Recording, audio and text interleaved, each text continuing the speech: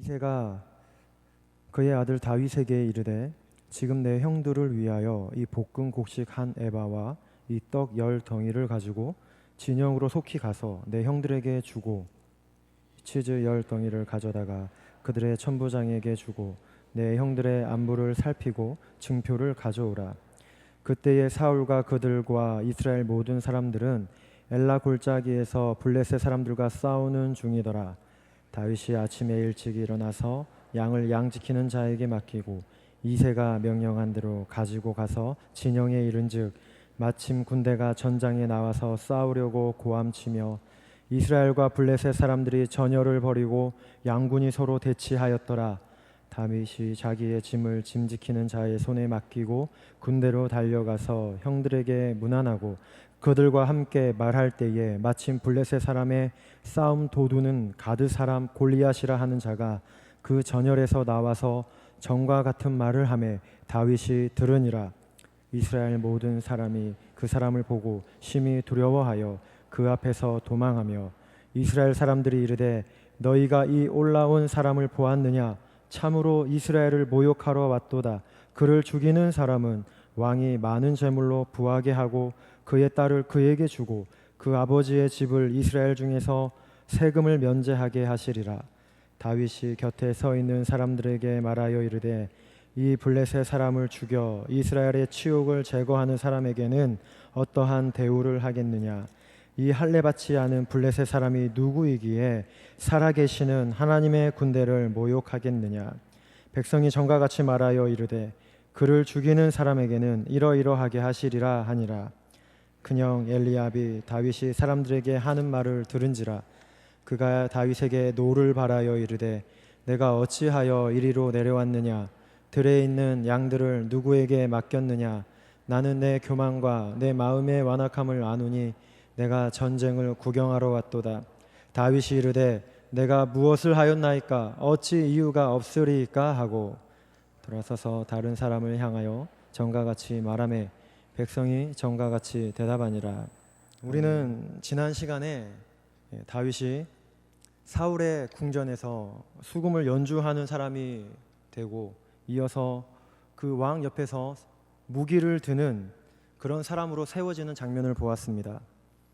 여기서 중요한 것은 다윗이 들판에서 양치는 목동이었다가 그 볼품없는 사람이었다가 궁전에서 들어가서 일하는 그런 사람이 되었다는 게 중요한 게 아니라 그가 궁전에 들어가기 전에 아직 이스라엘의 왕은 아니었지만 왕처럼 사명을 다하는 그런 삶을 살았다는 겁니다. 사울이 악신이 들려서 괴로워할 때에 너희 중에 수금을 잘 켜는 다윗을 데리고 와라 했는데 사람들이 그 신하들이 다윗을 보자마자 하는 말이 무엇이었습니까? 그는 용기와 무용과 구변이 있고 또 준수한 자다라고 이렇게 말했으며 무엇보다 여호와께서 함께 하시는 사람이다라는 이런 평가를 받았습니다. 궁전에서 다윗이 있을 때 이런 칭찬과 명성을 얻은 게 아니라 보잘것없는 목동으로 일하고 있을 때 아무도 관심 없고 누구도 쳐다보지 않는 그 들판에서 그는 하나님의 사람으로 하나님께 인정받고 여호와의 영으로 충만했던 사람이었습니다. 성도 여러분,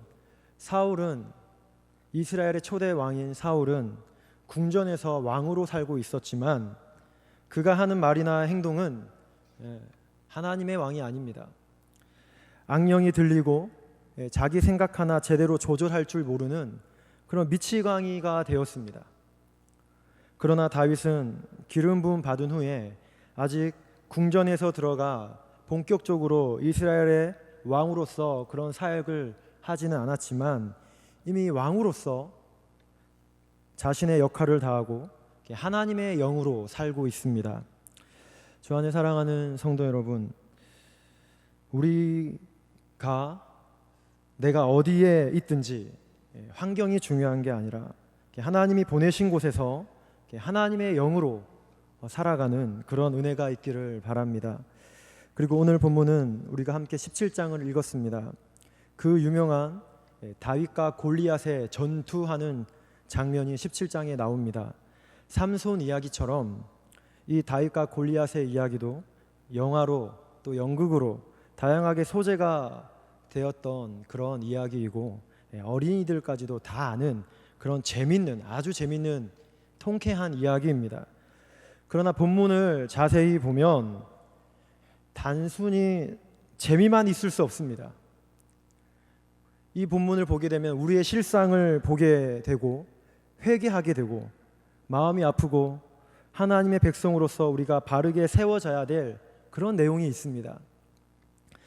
17장 본문이 좀 깁니다. 그래서 저는 이 17장 말씀을 가지고 두 번에 걸쳐서 말씀을 전할 것인데, 다음 시간에는 그 유명한 이 목동 소년 다윗이 그 거인 골리앗을 무너뜨리는 그 전투 장면을, 다윗이 어떻게 이 장수를 이길 수 있었는지 그 이야기는 우리가 다음에 살펴보기로 하고, 오늘은 다윗이 이 블레셋의 장수, 이 거대한 거인 앞에 이 모두가 두려워하고 벌벌 떨고 도망가려고 하는데, 이 다윗이 홀로 당당하게 그 장수 앞에 서게 됩니다.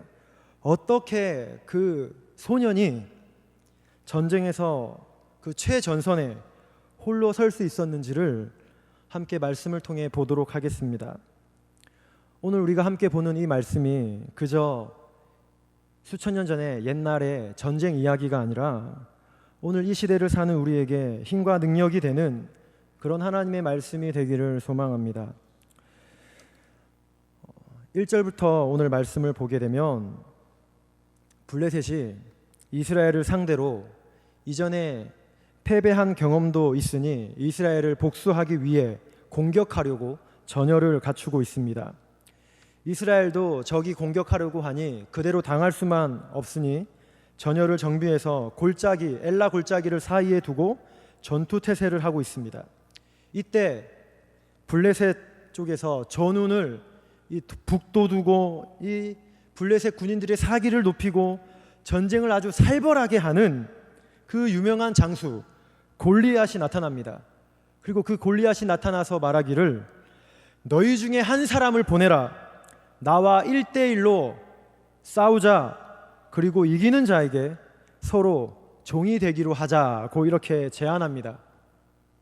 그리고 이 제안 앞에 사울과 온 이스라엘이 크게 두려워합니다.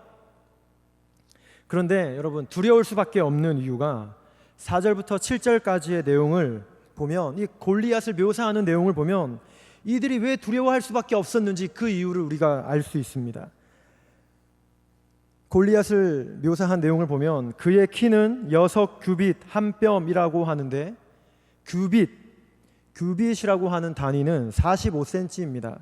그러면 여러분 6규빗이면 얼마입니까? 갑자기 곱하기를 시키니까 헷갈리시죠? 한 규빗이 45cm니까 6규빗이면 270cm입니다. 그리고 거기에 한 뼘을 더한다고 하니, 제가 설교를 준비하면서 처음으로 제 손뼉이 얼마인지 재보았습니다. 21cm였습니다.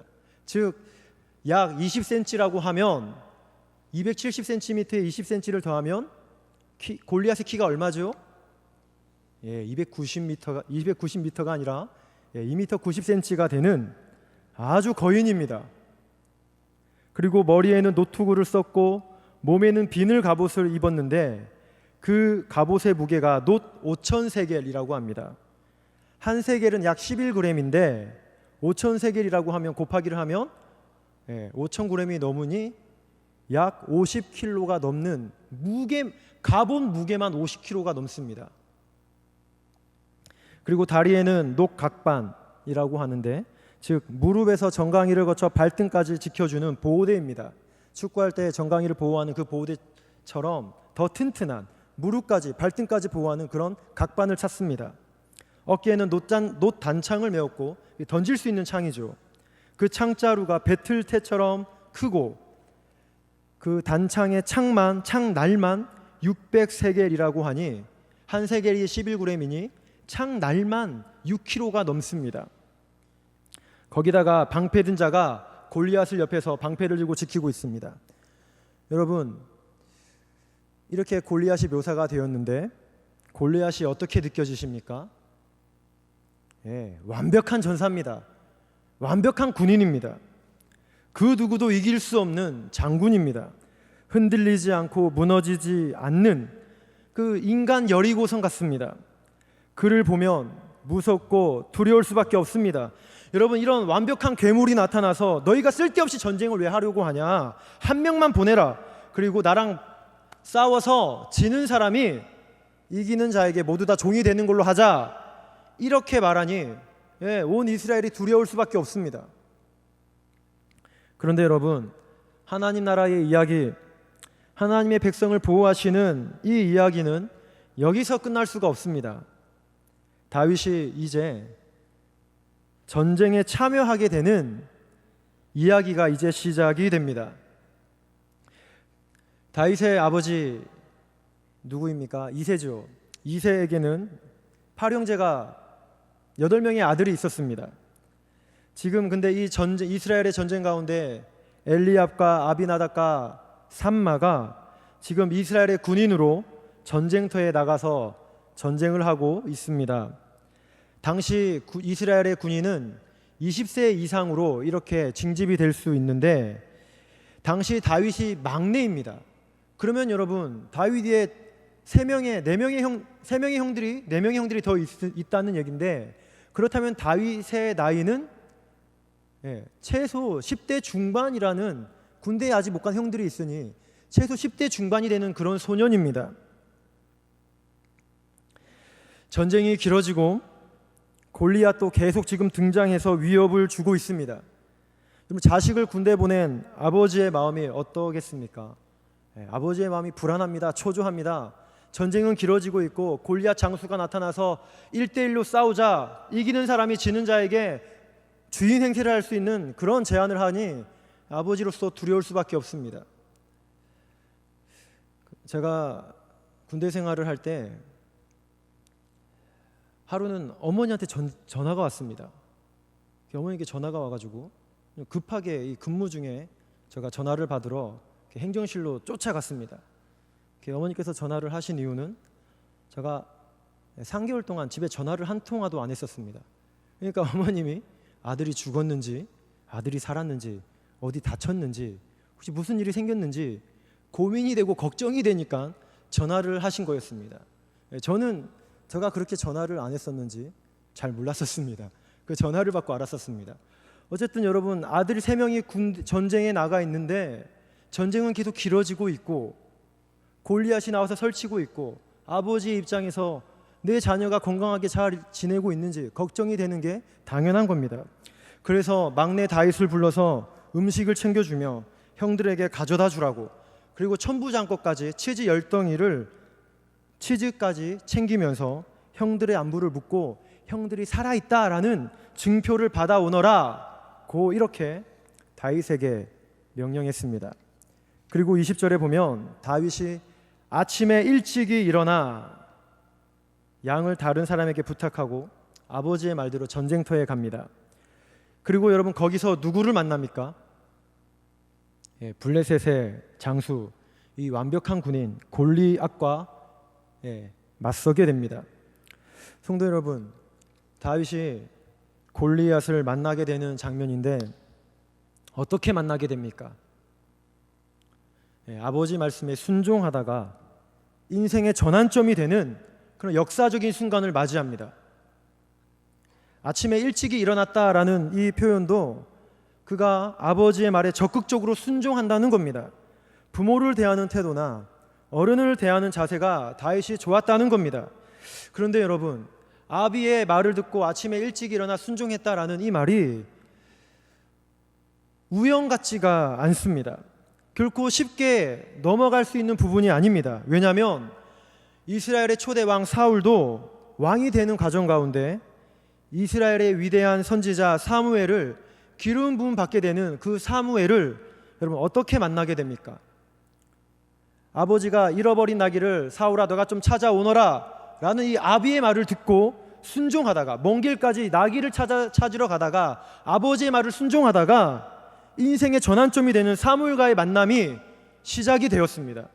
결코 오늘 이 다윗이 아버지의 말을 듣다가 골리앗과 만나게 되는 이 장면이 우연히 어쩌다가 아버지의 말을 들었더니 너가 골리앗을 만나게 돼서 인생의 전환점이 되었구나 라고 볼 수 있는 부분이 아닙니다.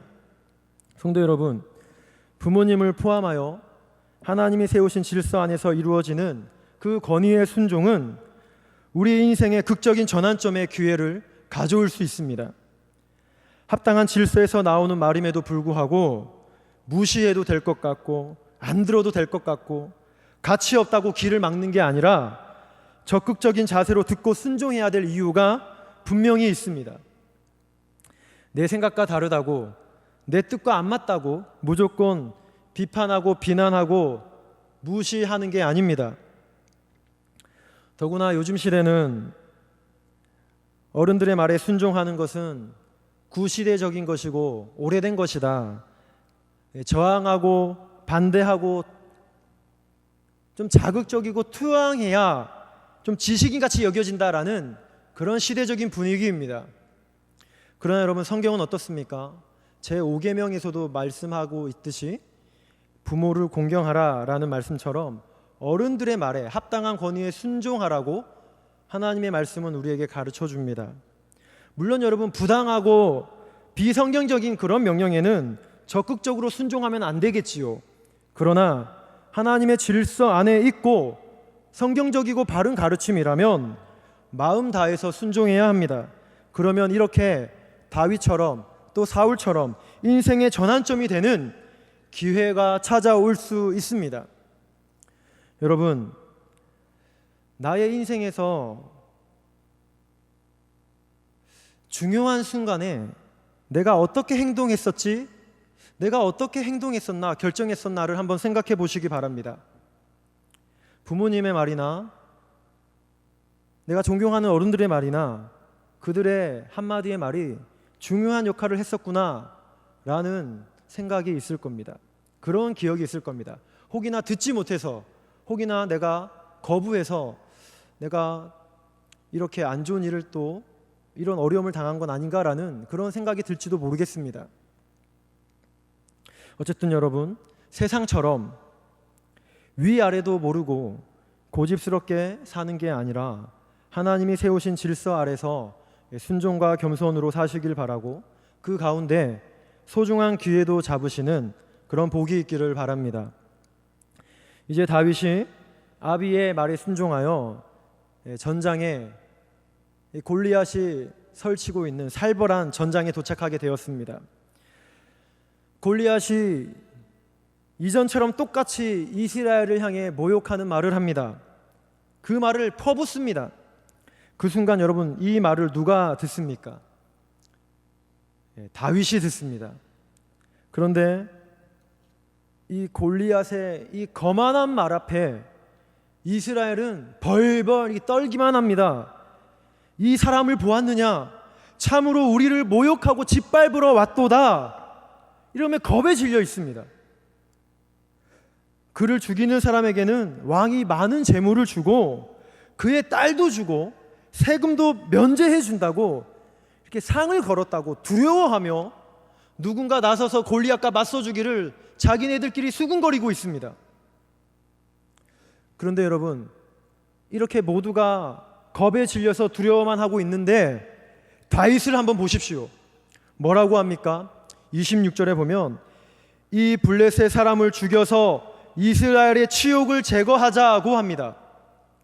다윗이 물리치는 자에게 어떠한 대우를 하겠느냐라고 하는데, 골리앗을 물리치는 자에게는 상이 무엇이냐라는 그 의미보다 이스라엘을 무시하고 있고 치욕하는 자를 물리치는데 상이 뭐가 중요하냐라는 그런 의미입니다. 이어서 이 할례받지 않은 사람이 누구이기에 살아계신 하나님의 군대를 모욕하느냐, 살아계신 하나님의 군대를 모욕하느냐며 다윗이 분노하고 있습니다. 여러분, 다윗이 허튼 소리로 하는 게 아닙니다. 골리앗이 지금 자기 눈앞에 없다고, 지금 맞짱 뜨고 있지 않다고 큰 소리만 치는 게 아닙니다. 다윗이 생각이 없어서 시건방져서 하는 말이 아닙니다. 살아계신 하나님의 군대를 모욕하고 이스라엘에 치욕을 주는 것을 보니 하나님의 백성으로서 속상해하고 있습니다. 그 고통을 주는 세력을 향해 분노하고 있습니다.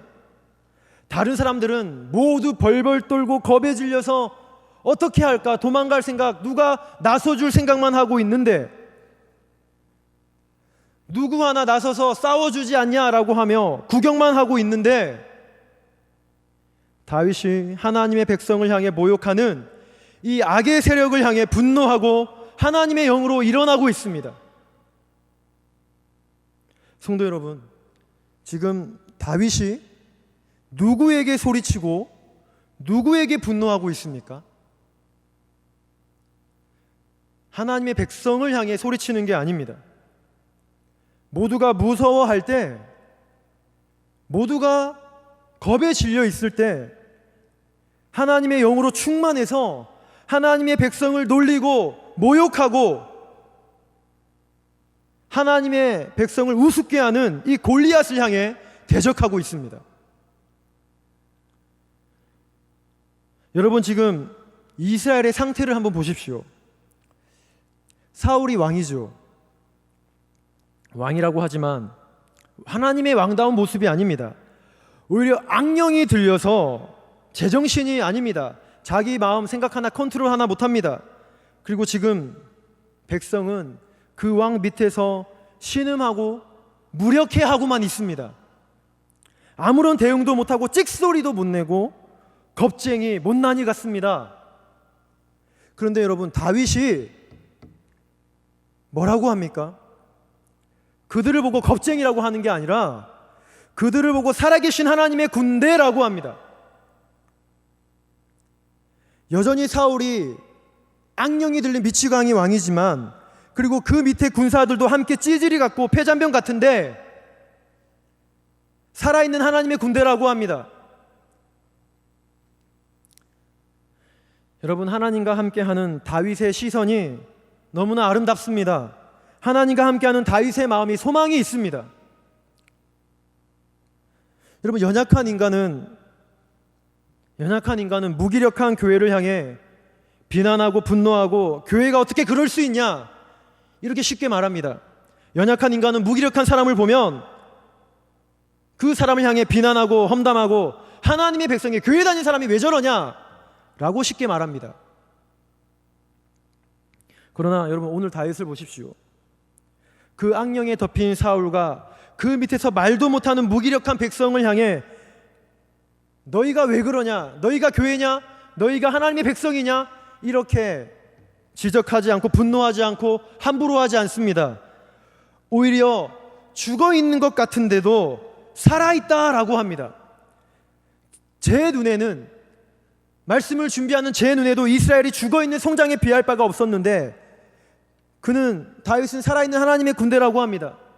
제 눈에는 이스라엘을 향해 분노하고 싶은데, 하나님의 백성이 왜 이러냐라고 나도 분노하고 싶은데, 그는 이스라엘을 모욕하는 이스라엘 교회와 백성을 향해 분노하고 화를 내는 게 아니라 이스라엘을 모욕하는 악과 그 죄를 향해 분노하고 싸우려고 합니다. 하나님의 교회와 백성이 마음에 안 든다고, 무기력하다고, 죄스럽다고 욕하고 무시하고 싸우는 게 아니라 오히려 그 교회와 백성을 위협하는 그 악을 향해, 그 어둠을 향해 분노하고 공격하고 있습니다. 성도 여러분, 다윗이 본 것이 무엇입니까? 다윗은 그들의 영적 상태를 본 게 아닙니다. 다윗은 변함없는 진리를 보았습니다. 다윗은 늘 상황과 환경에 따라 변하는 연약한 인간의 상태를 본 게 아니라 변하지 않는 하나님의 선택과 하나님의 진리를 보았습니다. 성도 여러분, 우리는 어떻습니까? 연약하여서, 늘 성령 충만하지 못하여서 마음에 안 들고 무기력하고 죄스러운 모습의 그런 교회와 무능력해 보이는 그런 성도를 보면 욕하고 싶고 깔보고 싶고 비방하고 싶은 게 연약한 우리입니다. 그러나 여러분, 하나님의 영으로 충만하여서 사람의 상태가 아니라 진리를 보는 눈이 있기를 바랍니다. 그래야 여러분 영적인 싸움에서 승리할 수 있습니다. 그런 눈이 없으면 서로 치고받고 서로 자멸하는 그런 이야기만 펼쳐질 것입니다. 그러나 그런 인간적인 눈이 아니라 하나님의 진리와 선택을 볼 수 있는, 그래서 영적인 싸움을 향해 믿음의 길을 걸어갈 수 있는 그런 성도들이 되기를 바랍니다. 그래야 승리할 수 있습니다. 그리고 여러분, 이어지는 28절을 한번 보십시오. 큰형 엘리압이 다윗이 이 지금 전장에 와서 이 군인들과 하는 얘기를 들었습니다. 그리고 형이 다윗에게 하는 말을 보면, 다윗에게 노를 바라여 내가 어린 게 왜 여기 왔느냐 이렇게 무시합니다. 들에 있는 양들은 어찌했느냐 라고 구박합니다. 너는 지금 마음이 교만하고 완악해서 너는 지금 전쟁을 구경하러 왔다. 거짓말로 험담합니다. 지금 다윗은 허세를 부리는 게 아닙니다. 다윗은 지금 시건방지게 나서는 게 아닙니다. 하나님의 교회와 백성을 모욕하는 이 군대를 보니, 이 골리앗을 보니 하나님의 영으로 가득해서 지금 의분이 있고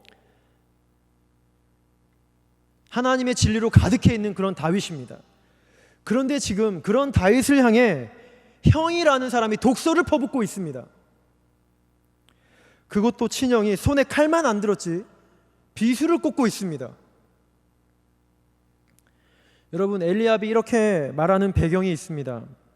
어떤 상처 때문에 막내 동생을 이렇게 죽일까요? 사무엘이 하나님의 말씀을 듣고 이새의 집에 내가 선택한 사람이 있다라는 말을 듣고 사무엘이 이새의 집에 베들레헴까지 찾아갑니다. 그때 어떤 일이 일어났습니까? 형들이 다 사무엘의 면접을 보았습니다. 근데 하나님의 기름 부음 받을 자가 아니었습니다. 그 중에 다 탈락이 되고 막내 다윗만 들판에 있다가 부름을 받아서 이 사람이 하나님의 마음에 합한 사람이다 하고 기름 부음을 받았습니다. 아마 거기에서부터 질투와 시기와 분노가 끌어올랐을 겁니다. 그 시기와 비교와 경쟁의식이 하나님보다 더 큰 피해의식과 상처가 되어서 지금 이 순간에 이 나라의 운명이 걸린 풍정등화 같은 이런 위기의 순간에도, 그런 위기임에도 불구하고 더 강한 맹독으로 다윗을 향해 공격하고 있습니다. 그런데 여러분, 이 모습이 참 우습지 않습니까? 골리앗 앞에서는 한마디도 못했던 이 엘리압이 골리앗과 싸우려는 다윗을 향해서는 골리앗을 이길 수 있을 것처럼 말합니다. 참 요즘 말로 우프입니다. 웃기고 슬픕니다. 하나님의 군대를 향해 비방하는 그 골리앗에게는 찍소리도 못하면서 의로운 다윗을 향해서는 피해의식 때문에 아예 나서지도 못하도록 멀쩡한 사람을 죽이려고 독서를 쏟아놓고 있습니다. 성도 여러분, 한 번쯤은 있었던 우리의 모습 같지 않습니까? 지금 서로 힘을 합쳐서 골리앗을 향해 같이 공분하고 하나가 되어서 전심전력해야 되는데 안에서부터 무너지고 있습니다. 함께하는 사람이 하나님의 영으로 가득하다, 바르게 기도하는 사람이다, 말씀의 능력이 있다, 뭐 이런 거 필요 없습니다. 그저 일만 하려고 하면, 하나님의 일을 하려고 하면 짓밟고 무시하고 거짓말하고 독설도 서슴지 않습니다. 거짓말도 만들어냅니다. 골리앗을 향해서는 찍소리도 못하면서 일하려고 하는 자에게는, 하나님의 교회를 위해서 일어서려고 하는 자에게는 돌을 던지고 있습니다.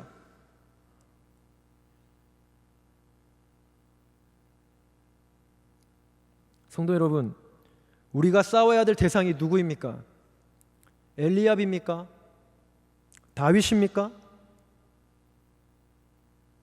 그런데 여러분, 우리가 조금이라도 방심하고 마음을 기울이지 않으면 얼마든지 일어날 수 있는 일입니다. 여러분, 우리도 하나님의 사람을 다윗처럼 일하려고 하는 그 의분과 거룩한 마음과 하나님의 뜻을 가지고 일어서려고 하는 사람을 우리도 조심하지 않으면 그 하나님의 사람을 나이로 무시하고 경력으로 깔보고 자기의 기득권으로 짓밟을 수 있습니다. 여러분, 교회 안에 엘리압 같은 사람이 많아야 할까요? 아니면 다윗 같은 사람이 많아야 할까요?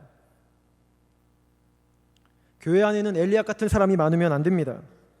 교회 안에는 다윗과 같은 사람들이 많이 일어나야 하는데, 어쩌면 엘리압 같은 사람들로 인해 전쟁도 못 해보고 안에서 무너지는 일들로 인해 없어지고 있지는 않은지, 떠나고 있지는 않은지 우리가 살펴봐야 합니다.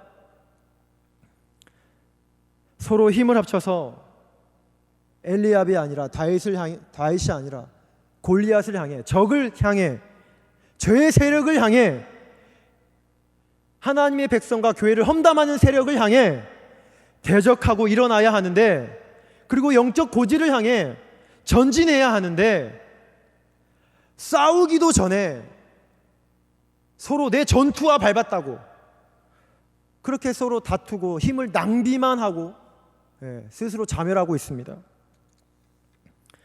여러분, 우리가 엘리압 같은 사람이 될 수 있습니다. 그렇게 되지 말라는 법 없습니다. 조심해야 합니다.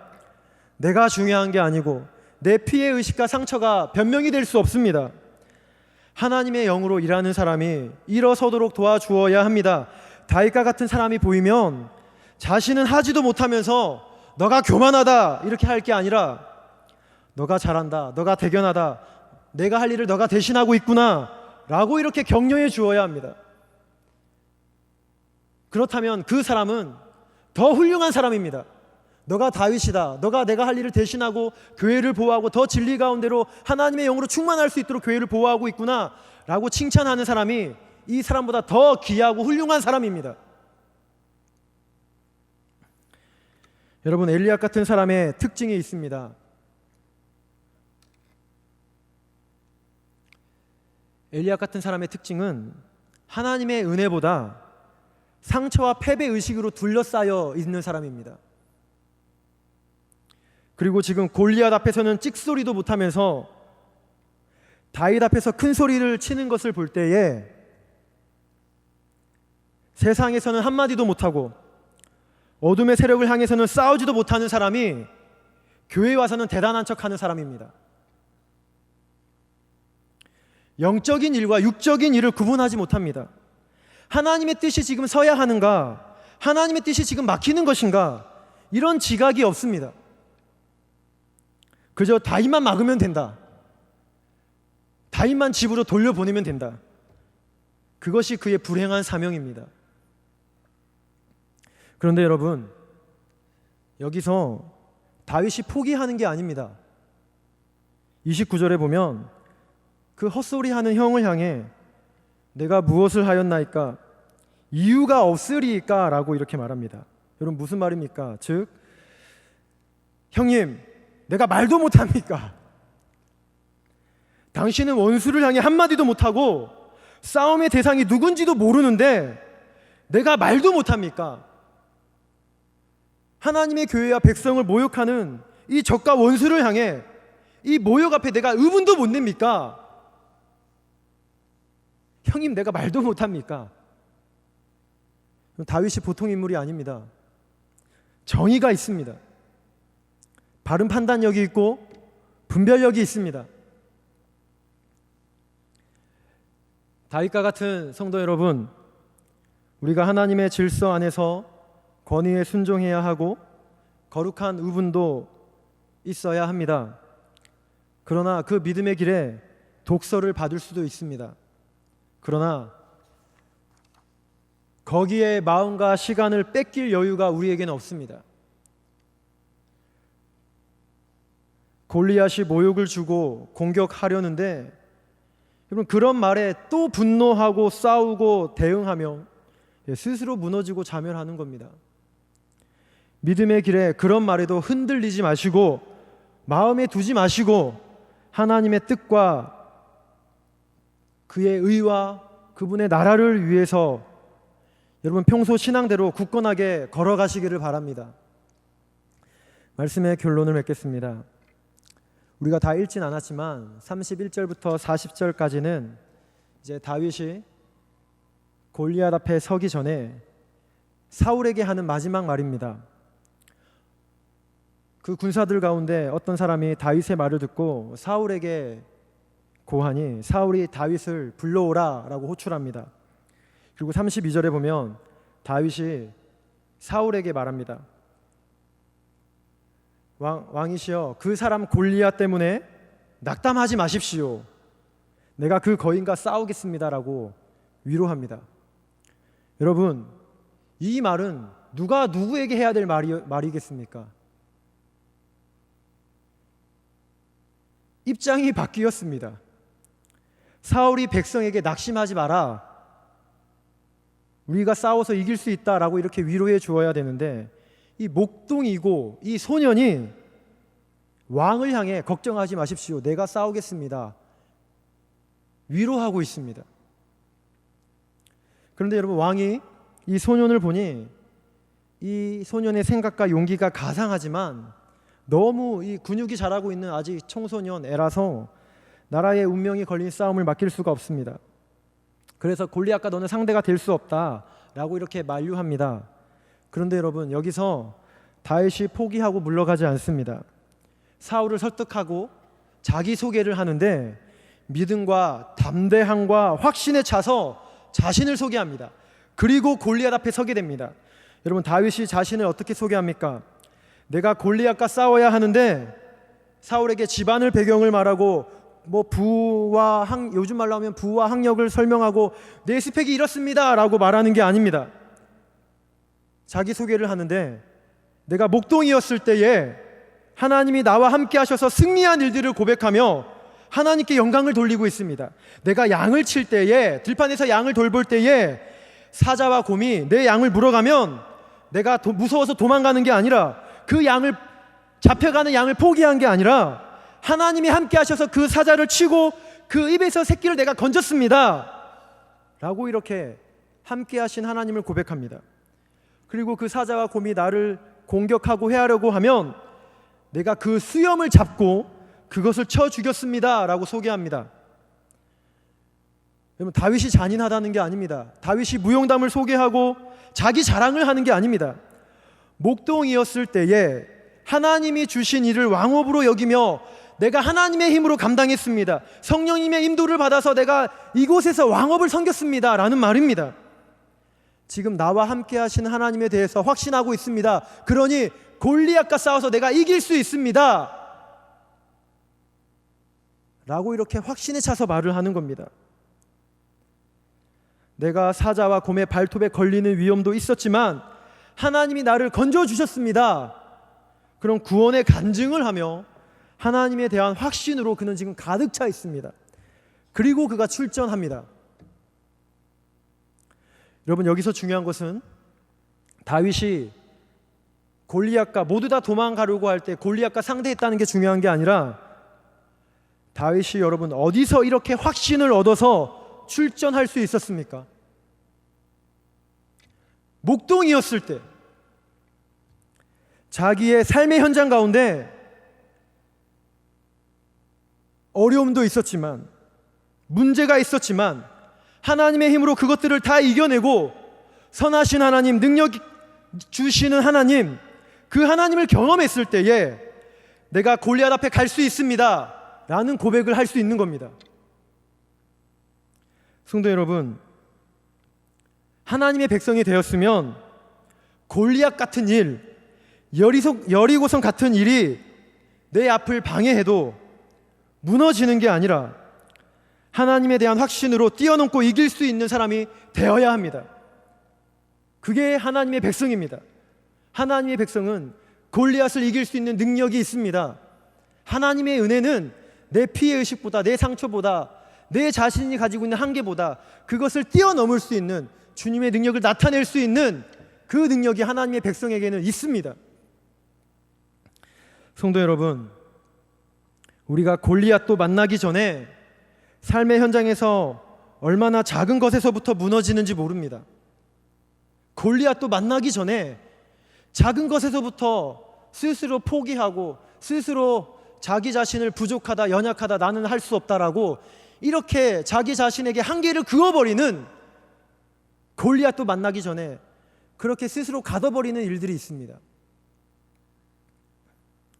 죄와 음란과 악과 부정과 부패와 이런 것들을 이기고 승리하며 감사와 영광을 돌리며 하나님의 함께하심을 경험하는 사람들도 있는데, 반면에 너무 쉽게 이런 부정과 부패와 죄들과 싸워보지도 못하고 그냥 포기하고 주저앉아 버리는 사람들도 있습니다.